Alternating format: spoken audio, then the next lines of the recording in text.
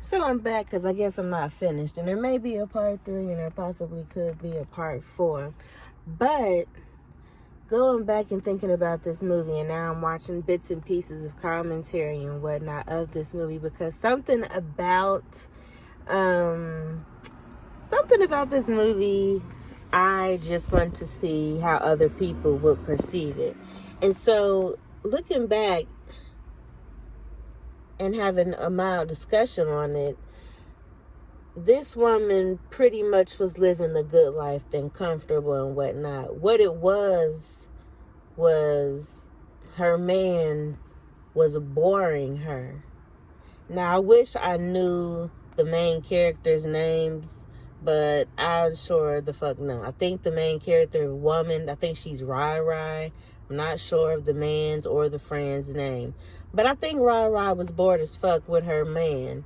He wasn't doing nothing exciting. He was smart, though. That's the thing. Women get in their bag so much that they don't understand and see what a man that actually cares for them look like, because he was actually making 10-year plans. He was actually piecing and putting things together. He had knowledge on his ass. He had some wisdom about himself.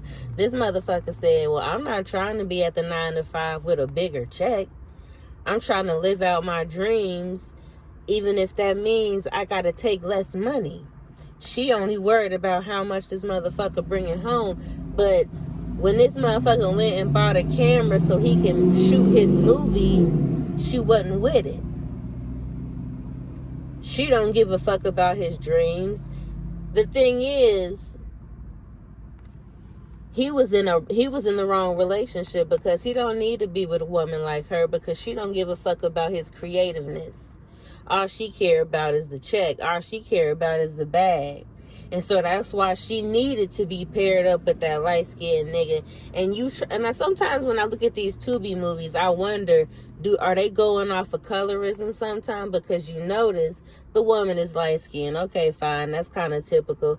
But then we see the brother, and he's a darker skinned dude, and then we see the light skinned dude, and he looking so-called crispy. And sometimes they be having the brown skinned, dark skinned dude kind of look a little, I don't even want to say fuzzy, but honestly, people look at him and they say, oh, he's kind of fuzzy or unkept. And really, honestly, I like when the man is unshaven and got that type of wow look on him. But that's just me. A little bit of FYI, too much TMI. I got you. Anyways, they made the light-skinned dude, the pretty high yellow dude, be the fuck boy. And they made the brown-skinned man a good standing citizen, or at least he tried to be. And they also did justice or an injustice of having the dark-skinned woman not only be the waitress, but be the doctor, and then at the end get shot, get taken out the game over a nigga, over a man. And that's why these toxic relationships be fucking people up, and they don't even know what they're getting into, because that woman that was a doctor and a waitress, she didn't know nothing about what they had going on.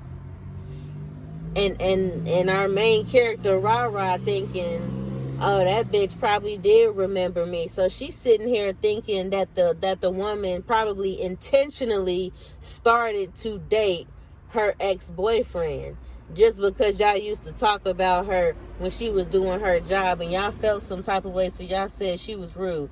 This whole little movie had a little spice to it, and they was starting to get into some real psychological shit when it came to colorism, when it comes to jobs, when it comes to appearances, and how people look and act and where they work. It was a lot going on in this movie, which is why I think I really, really liked it, and then decided to go watch commentary from other people about this movie, so I can get more point of view, somebody else's point of view who's actually watching the movie. Because I don't know, a lot of people don't really necessarily watch Tubi movies and take them seriously. Sometimes Tubi movies do have a message, even though the message is kind of conflated and mixed with some sex and some bullshit a lot of the times. But For some reason, this one kind of got me paying attention. And it got me to talk about it. If a movie can get me to talk about it, I think you did a job. Whether that movie is good, bad, or indifferent. So, I keep forgetting the title of the movie. One Woman's Trash also became that woman's downfall because she got killed in the end. So another part in this movie that I thought was like a damn really salty type scene was when he got his camera damn near snatched away. His silly ass sat here and had a soft heart. This is what happens when you listen to your heart instead of your motherfucking mind. Because his heart told him, oh yeah, go ahead and sell the camera so you can give her that money. Because when you give her that money, that's going to show her, in your mind, it's going to show her that you really love and care for her. And that you really, really in on this relationship. And that you serious about her. So serious that you'll put your dreams, your passion, and everything you've been saving up for on pause just for her. How quickly she not only spent the money, but then we all thought, big thought.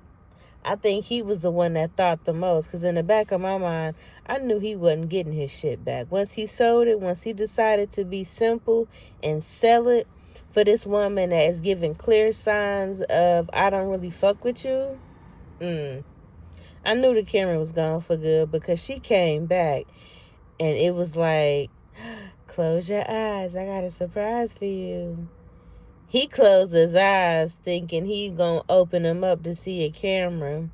This motherfucking woman then bought some cheap-ass lingerie, more than likely, some hair, some nails, and some dinner reservations. She said it came up to $750. Why in the fuck is y'all spending money like that and you just sat here and complained about having your credit card being closed out? And you sat here and you so selfish that you spent the money that he saved up for. You spent that on some bullshit talking about, what, baby, this ain't for me, this for you. How was any of that for him when he bought what he wanted? You took that away from him.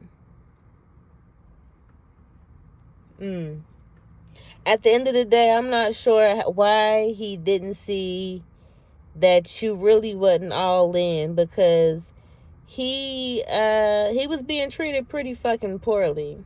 And to be honest, I've been there and done that. I've been the person in the relationship that has been treated poorly, and I have been the one in the relationship that has done the poorly of treating to others.